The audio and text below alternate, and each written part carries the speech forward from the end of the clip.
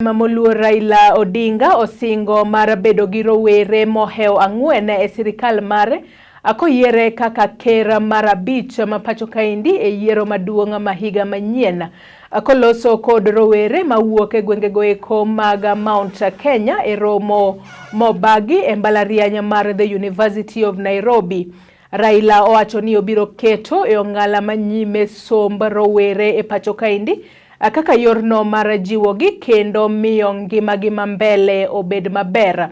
Raila owacho ni koko maka lwet rowere pacho kaendi to ginyalo donje timbe mag anjao kaka tiyo gi yedhe mamero ji, gino momiyo odwa keto mbele wach jiwo rowere duto e pacho kaendi.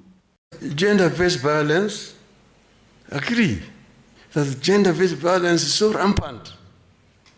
These days, you wake up in the morning, you open TV, or you read the headline of newspapers of somebody, the couples who have killed each other, and then after that killed themselves. Just too many. These crimes are rising because of the state of our economy. Even the ones you talked about, of the youth with the mental issues and so on. Those are in the rise because of frustrations in the society. Stress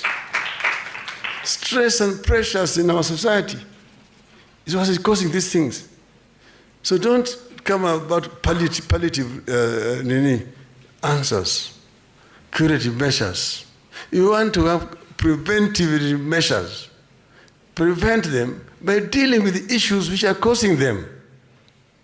Rather than saying, expand Mare or build another mental hospital. No, you want to close them.